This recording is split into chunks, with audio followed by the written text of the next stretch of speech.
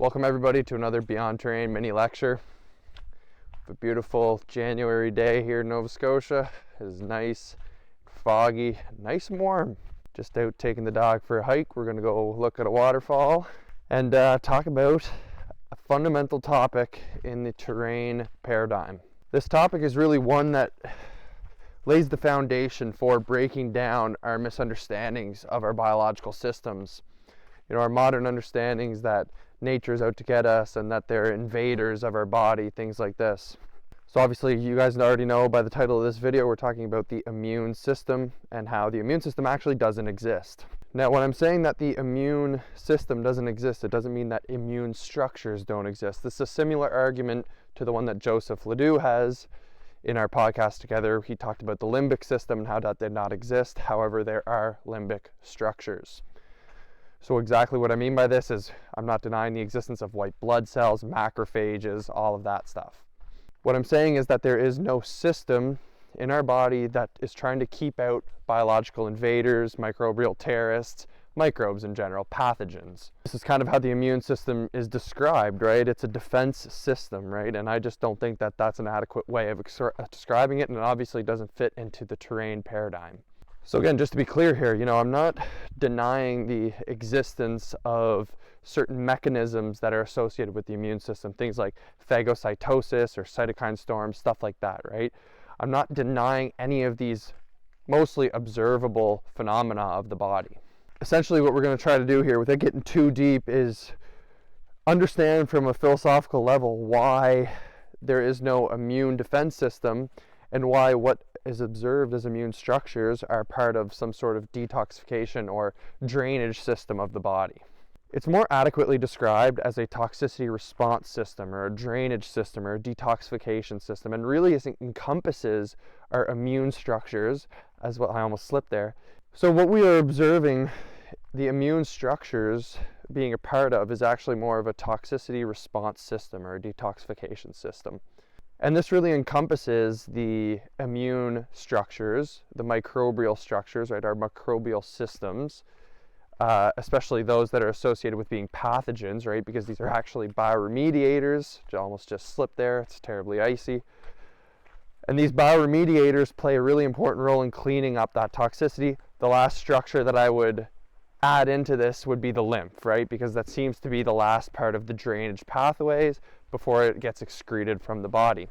Now obviously the blood has a lot to do with it, right? Our circulatory system, our spleens, livers, etc. All of these play a role in this detoxification system. That's why it's really not adequate to sum it up to say that this immune system is the detoxification system, right? It's just that we have structures in our bodies, they have multiple purposes, and you know, they all, it's very holistic, right? We can't just separate them out and study. That's why it's a big problem in modern science that we break down all of these parts of the bodies, and we have somebody who studies the liver, somebody who studies the kidneys, somebody who studies the immune system, somebody who studies this system and that system.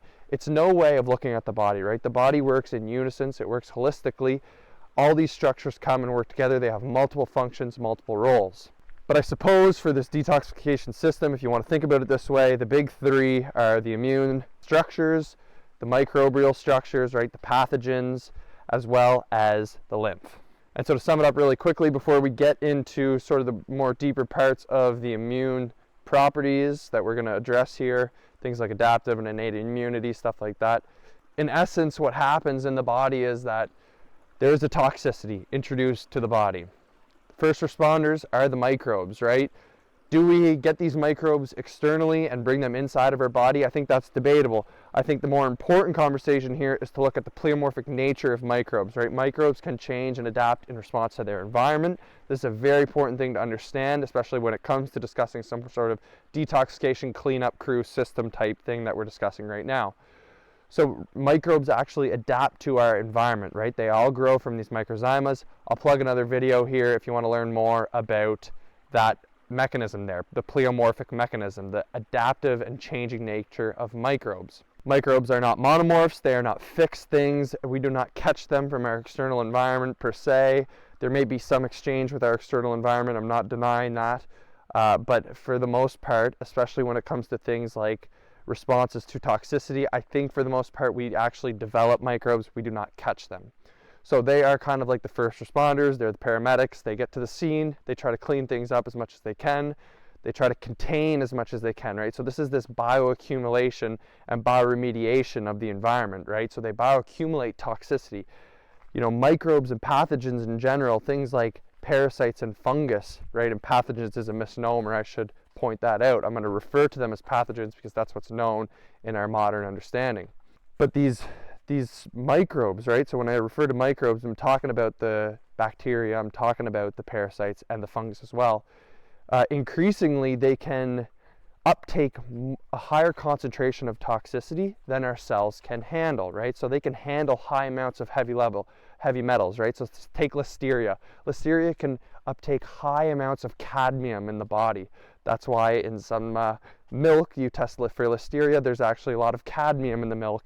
It's not because there's a lot of whatever, right? Some random amount of listeria. There is a toxicity that the bacteria are responding to cleaning up. Same goes for fungus, same goes for parasites. These can actually have higher levels of toxicity, higher concentrations, I should say, right? So they can actually store more toxicity, take it out of our internal environment, and then comes in sort of the emergency crew, right? We take the immune system, and that's kind of like the paramedics. It's kind of like their trucks, right? So they take, you know, the toxic environment, and they take it to the lymphatic system, or they break down the microbes in another attempt to bioremediate the environment. So they're trying to really break down that environment and transform it into a more suitable environment that is not going to be as disease causing, right? So when it comes to something like heavy metals, they might not be changing the heavy metal to another atom per se, right? But what is happening is that they're uptaking these heavy metals and excreting them from the body. But maybe you have something like formaldehyde or chloroform, or something in your environment that's causing this toxicity. Then it's biotransforming these chemicals into something that is less toxic, less disease causing, right? And the immune system likely plays a role in this. So you have macrophage, which can, you know, and phagocytosis, so things that uptake bacteria, right? They kind of like engulf the bacteria, they take them up, they take them out, and they take it to the lymphatic system where it can drain out of the body, of course, moving out from our sweat, moving out from our blood into our digestive tract, stuff like that. We have many ways of excretion. The big ones obviously are sweating, as well as excretions from the two ends of our GI tract. Very common symptoms as well, right? So common symptoms of bacteria in the environment. Let's say there's a lot of bacteria in some sort of toxic food. You result in vomiting, maybe you have diarrhea, stuff like that. Very, very common things. Obviously with flu and cold-like symptoms, you could get fever, very other common form of excretion.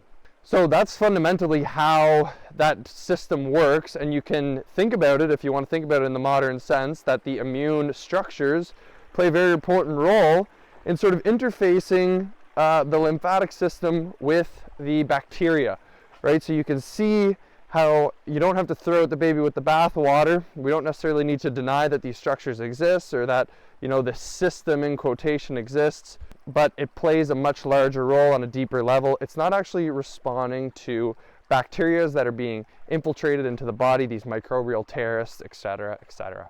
So let's think about other parts of this immune system, right? Because what is the immune system, right? We have our white blood cells. People will also say that we have primary defense mechanisms that are part of our immune system, like our skin, our mucous membranes. And they say that this is part of the immune system, right? These are like the physical barriers. And we have certain responses, right? So we have like non-adaptive responses that are just general, right? So like you have cytokine storm, and inflammation and stuff like this shows up at the site of disease. Now, you know, no disease is random. We know that an introduction of a toxicity or a diseased environment through maybe a deficiency is required for there to be some sort of immune response, right? Or put more precisely, some sort of detoxification or cleanup response. So we have this innate immunity, as we call it, right, in the literature, in the modern academic understanding. And this innate immunity is non-specific, right? This is the inflammation, this is the big five antibodies, the IgAs, IgMs, etc., all five of them. things like fever. This is part of the innate immune response, right? It's non-specific. That's what they say. This is non-specific. So this other idea of the immune system, right, it's kind of broken down in two ways. You have the innate immune system, the non-specific, and then you have this adaptive immune system, which is the specific immune system, which is sort of the basis on all of vaccinology, stuff like that. That's what it's built on, this idea that when you have a microbe in your body remembers, your immune system remembers, and it can have a specific response the next time your body interacts with that, right? So that's the whole underlying philosophy and concept behind why you give injections to individuals, because it stimulates their adaptive immune system. So they say the B cells in our immune system, secrete these antibodies, and then you retain some of these B cells so that when they encounter these same microbes in our environment, they can secrete the same antibodies that were specific to that microbe. So there's some really big problems with that, and there's also some interesting observations on why this was kind of thought up in the first place. So the first big problem is that the scientific literature certainly suggests that antibodies are actually non-specific. When you look at any serological studies, first of all, they're the most irreproducible studies in science. They're the reason that most of the medical literature and the biomedical literature is irreproducible. That means we can't get the same results consistently over and over again, even though we use the same methods. And in these immunological serological assays, we use these same antibodies, yet we cannot reproduce the same results. So that's the first important point of contention. So I do think that the literature, if you look at it with a sliver of objectivity, certainly points that they are non-specific.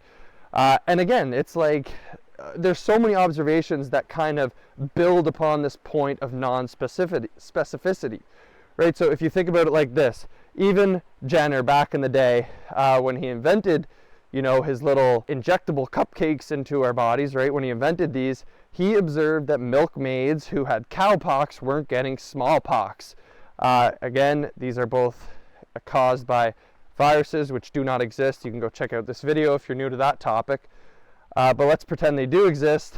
They would be different viruses for each of the ailments. Cowpox and smallpox have different viruses, right? But they had immunity that crossed over. So in theory, the antibodies of one can still protect you against the other disease, right? So there's sort of inconsistency here right from the jump, because that's back in the 1800s, late 1800s, when it was kind of coming about.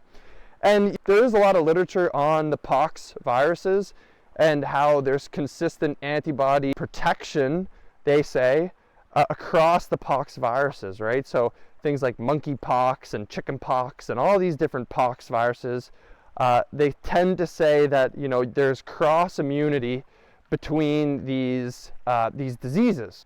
And that's partly why they group them together, and they say, oh, well, they have similar genetic sequences, stuff like that. And they group them in the same family, and they say, oh, this all makes so much sense, right? But that's just backfill nonsense. All right, so with adaptive immunity, there are interesting observations that kind of led to this theory to prevail, right? So one interesting thing about the immune system is that even if you ask an immunologist or any sort of scientist about the immune system or doctor, it's very difficult to point to experiments that prove the immune system true, right? They kind of say, oh, it's this big concoction and conglomerate of the literature that allows us to develop this theory of the immune system, right? So it's kind of this big melting pot of observations that we kind of just piecemeal together and backfill with our theories, even though many of these original claims, like contagion and introduction, like Koch's postulates never being fulfilled, right? Like these are things that indicate opposite of this immune system understanding, but we are so theory laden. We really love that our story that we're telling right now, because it obviously fuels the pharmaceutical companies and we make a lot of money off of it. So we can't, overlook these basic observations that contradict the immune system. But it's very difficult to point to a paper and be like, yeah, this proves the immune system. It's very, very difficult to do. Well, it's impossible, because there's just no studies that can, isolate out these variables and really give us a clear-cut understanding of what's going on, right? It takes a lot of induction And it takes a lot of sort of cross-referencing literature and observations and really cherry-picking observations, because if they took a really holistic view of the literature and observations, there's no way that you conclude that the immune system is actually anything valid. So one piece of evidence that our immune system has memory, right? Because this is kind of a fundamental tenet of the immune system, right? It's obviously what vaccinology is based off of, that our immune system has memory, that we remember the viruses that our body has had, and we have this, this adaptive immunity, this specific immunity, this memory our body knows, our immune system knows. Right, so one of these observations is chickenpox, right? People only tend to get chickenpox once in their life, right? There are cases where people get it more than once, which is, again, a contradiction. These are the outliers that they would just say, oh, well, don't worry about that stuff. The other important point is that the chickenpox virus can cause multiple diseases. Again, doesn't really make sense, right? They try to backfill with their theories, like the shingles, right? So you can get shingles even if you've had the chickenpox virus, and even if you're vaccinated for it and stuff like that. They kind of just disregard these blatant contradictions.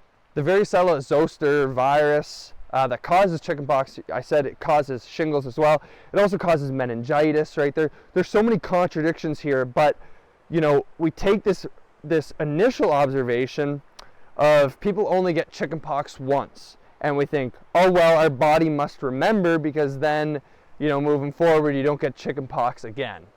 So this initial observation that you get chickenpox once and you never get it again definitely is a valid observation, right? I mean, there are outliers. I don't know how important these outliers are, but then once they create this whole virus narrative, it contradicts this theory in the first place, right, of memory, right? You can get shingles and meningitis from the same virus that caused chickenpox, and people get shingles and meningitis even though they've had chickenpox in the past.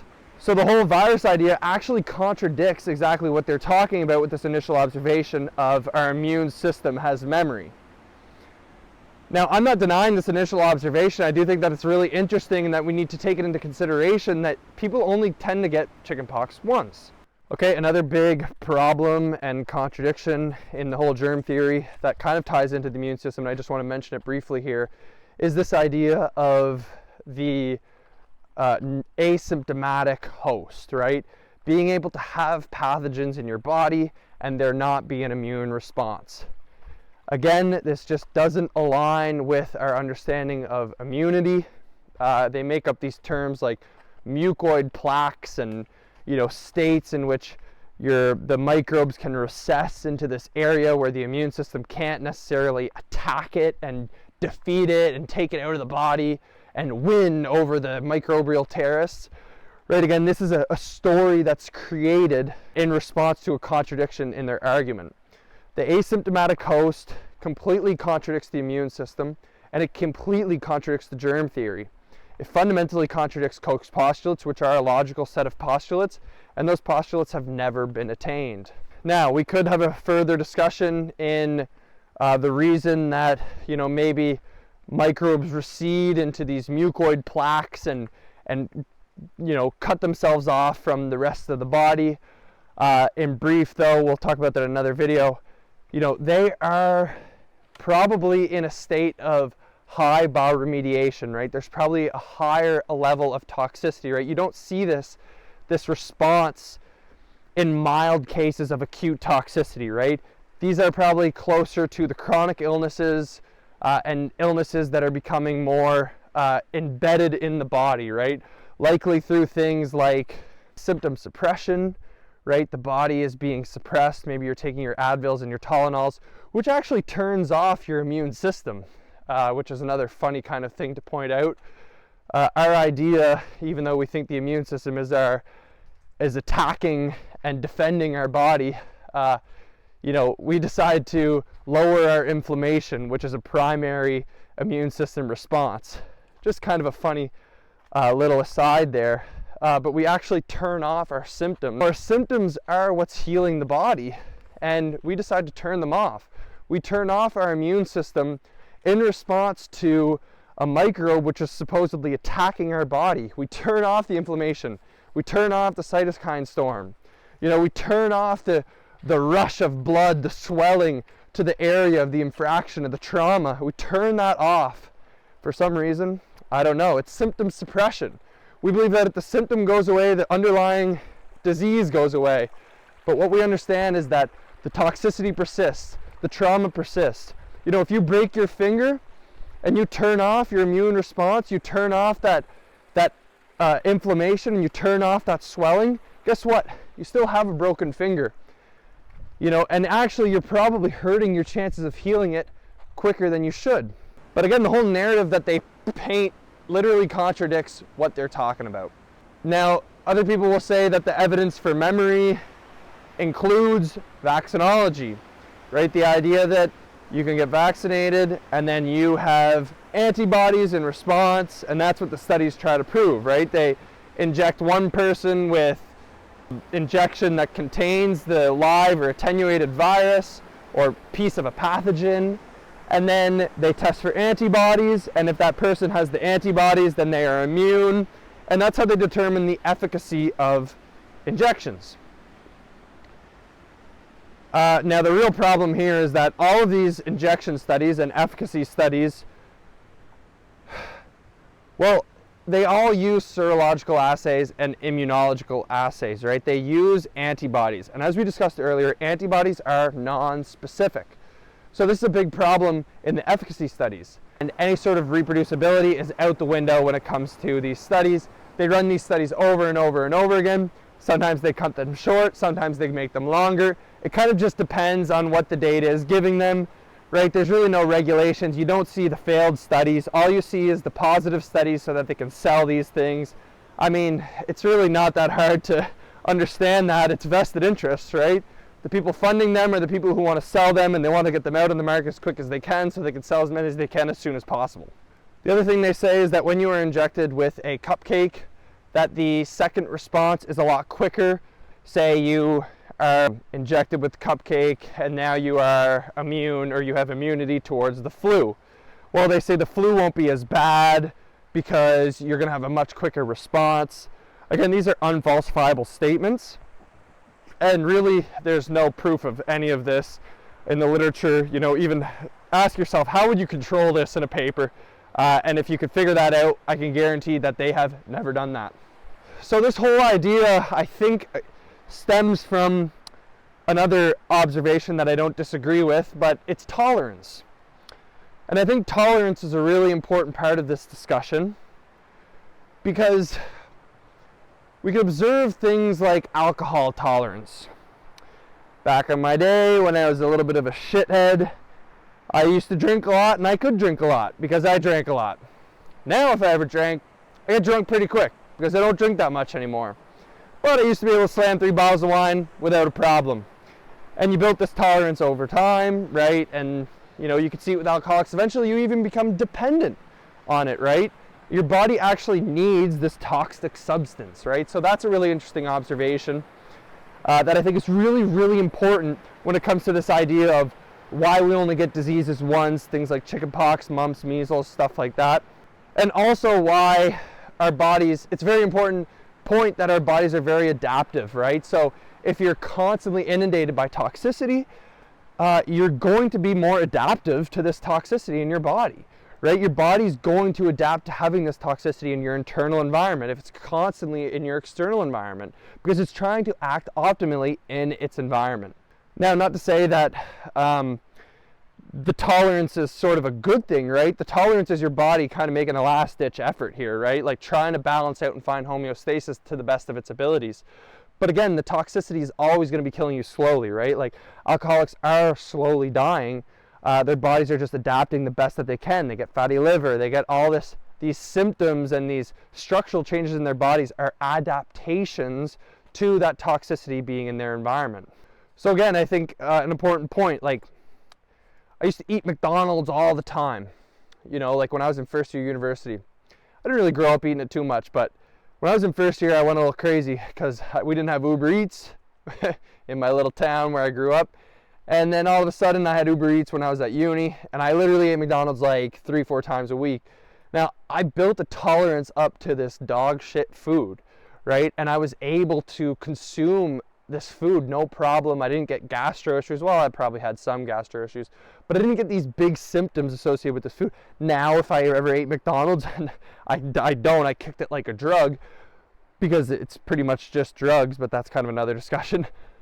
You know, that's a really important thing to understand, right? Because people who eat this toxic shit all the time, their bodies aren't going to have symptoms, right? So you build up a tolerance to the shit food that you're eating, to toxic environments, stuff like that.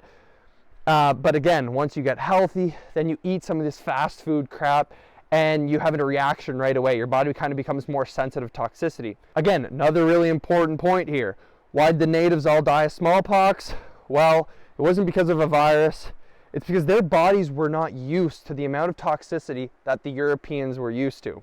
You know, we say that we brought smallpox over. We actually brought over really toxic living conditions. The natives that died of smallpox weren't the ones that were out still living their traditional lives. They were the ones that were put in slum-like conditions, right? Like living in their own filth. They were living in their own filth. They were being introduced to metal work. They were being introduced to high amounts of heavy metals. You know, there's so many things that we brought over that were extremely toxic that the natives just weren't able to deal with. Even now, unfortunately, you see that natives have higher levels of all diseases across the board. Across the board. Now, there might be some sort of transgenerational trauma in effect here, but at the end of the day, right, their bodies are more susceptible because it's so recent, you know, less than 500 years that they've been introduced to these high amounts of toxicities and toxic environments, right? Their bodies are kind of fresher. We've been doing this for like thousands of years at this point. So our bodies are kind of more adapted to these toxic environments. This whole idea of the immune system as well is kind of like a scapegoat, and it's a lot of backfill as well, right? It's trying to explain out the contradictions that we observe. So let's take contagion, for example. A very healthy individual doesn't get sick, even though they come in contact with all of these people who have these really infectious diseases. Like, look at cholera. You go down, all the doctors working in Africa, all the nurses, you know, they're working out these cholera outbreaks, and, you know, none of them get cholera. Even though they're in close proximity, constantly interacting with their environment, they don't get sick with this supposedly extremely infectious disease. Now that people will say now, oh, well, all the PPE, all the stuff like that. We didn't always have that kind of stuff, right? And again, it's contradictions. They'll say that, oh, the modern advancements and COVID and all this stuff, you know, the N95s, we didn't have any of this stuff back in some of these outbreaks. And, you know, you should look at some of the conditions of these facilities and what these doctors are working in, right? And God, you know, God bless the doctors that are there doing that stuff. But at the end of the day, they're not getting sick with these infectious illnesses, even though they're working in very close proximity. You know, people aren't perfect. They don't always wash their hands. They don't always take their mask off to code. You know, there should be reason that people are getting sick in those environments, but they just don't, right? So they'll say, well, maybe the doctors had a really high immune system. You know, and again, it's something that really hasn't been proven. There's never been a control of, you know, like somebody eating an optimal diet, sleeping optimally, being outside, controlled against somebody who eats a modern diet, doesn't sleep well, never gets outside. You know, they're really unfalsifiable claims. They'd be very hard to control in an empirical setting, and it's never even really been attempted, right? We've never really tried to control this because those are the things that we say. We say your immune system goes down when you don't eat properly. Your immune system goes down when you don't sleep properly. Your immune system goes down when you're stressed. All of these things fundamentally are the causes of disease, which is why I kind of like the whole immune system cop-out, because it's like, okay, if a weakened immune system is what allows you to catch an infectious illness, then it's the weakened immune system that is the root cause, right? And this is why I really love the argument of the immune system cop-out, right? I really like that because it's like, well, you don't get sick because you have a really strong immune system. And I got sick because I had a weak immune system. You know, you can't catch these pathogens if you have a strong immune system. And you can catch them really easily if you have a weak immune system. You know why I love that argument? Because it is fully in agreement with the terrain paradigm. I agree, because the things that cause a weak immune system are the true causes of disease. Stress, not getting outside, poor sleep, poor diet, toxicity, deficiencies. all of these things cause a weakened immune system in quotations, right? Those are the root causes of the illness. If you cannot catch a disease, right, catch in quotations again, without having a weakened immune system, then that is the fundamental criteria that is required for you to catch these illnesses, right? So again, it's not random. It's based on the toxicity, it's based on your environment, it's based on your deficiencies, it's based on your habits, which are the true causes of disease. You know, so if somebody says, oh, well, you know, I got sick, I got the flu, must have caught it, I haven't really been sleeping well, and I've been really stressed out at work. Be like, yeah, that's what actually caused your disease. It wasn't what you caught. You know what I mean? It's just absolute nonsense. And this really explains the discrepancies in contagion, right? You know, Uncle Ruckus went to church and he got COVID, you know, but Auntie Betty, she didn't get COVID because she has a high immune system. You know what I mean? Like, you just got to look at the root causes. This is the cop-out answer. So at the end of the day, when it comes to sort of defining the systems and processes of the body, it's very difficult to isolate out any sort of structure of the body. This structure is for this system, right? That's where things get really difficult. And what's really important is looking at the fundamental observations that you cannot deny, right? Because when it comes to creating a theory, I really truly believe in logic, which seems like such a stupid thing to say, but the reality is that what is logical doesn't contradict itself. And unfortunately, a lot of the theories, especially the germ theory, contradicts itself constantly.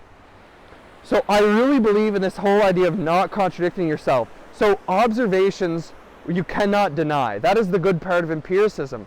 But when it comes to creating our theories and our understandings, there cannot be contradictions. And what empiricism and induction has led us to believe is that there are so many contradictions, and what's required is this backfill, which is the immune system. It's what explains out all of these contradictions, right? And that's what's really important to understand, because many of these phenomena that we're discussing are inductive ideas that are complete nonsense, and they're unverifiable and they're non-scientific because they're not observable. And that is the problem with how we use empiricism today. I do believe that we should look at our observations, look at what actually happens in nature, right? And in our existence, in our realm, right?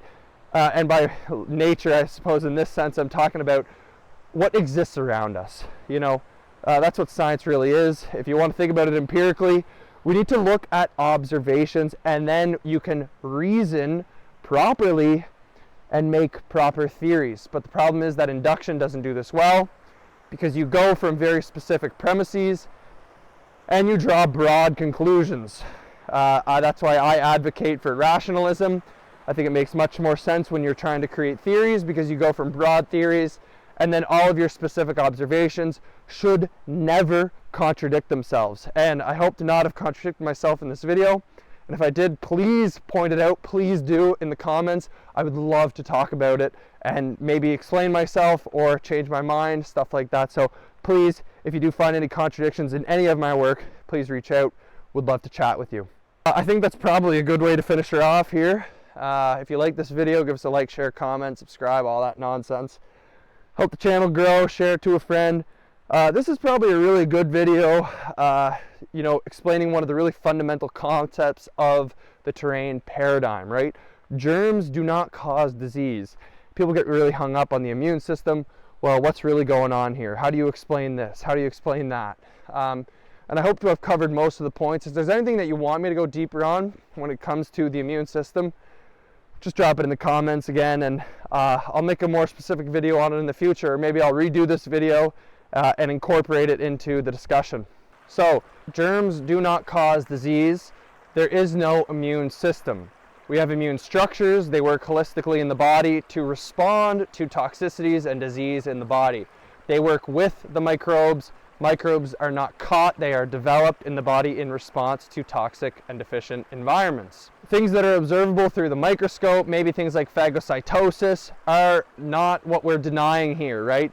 These mechanisms can still take place under this new paradigm. These are fundamental observations that we don't need to disregard and throw the baby out with the bathwater. But what I am saying is that the immune system is not a defense mechanism. It's not a defense system. There are no external microbes attacking us. Our immune system is always non-specific. Antibodies are never specific. They've never been proven to be specific, and antibodies are the reason for the reproducibility crisis in biomedical literature. We may observe any sort of memory is likely because of tolerance rather than some sort of mechanism of the immune system. The adaptive side of the immune system is the nonsense part of the immune system that needs to be thrown out completely. We covered the example of chickenpox, varicella, which can cause 3 diseases: chickenpox, shingles, and meningitis. This again contradicts the whole memory idea of the immune system. The other evidence for memory is vaccinology, but again, this relies on antibodies, which are irreproducible, and these studies are just conducted over and over again until they get the desired results to be able to push their product out into the population. Think of adaptive immunity as tolerance, and it will change your view of the immune system and what we think of the immune system. And the immune system really has no basis in literature or any observations. It's backfill to try and explain out all the discrepancies in our empirical observations. All right, make sure to like, comment, subscribe. Thanks for listening, guys. Take care.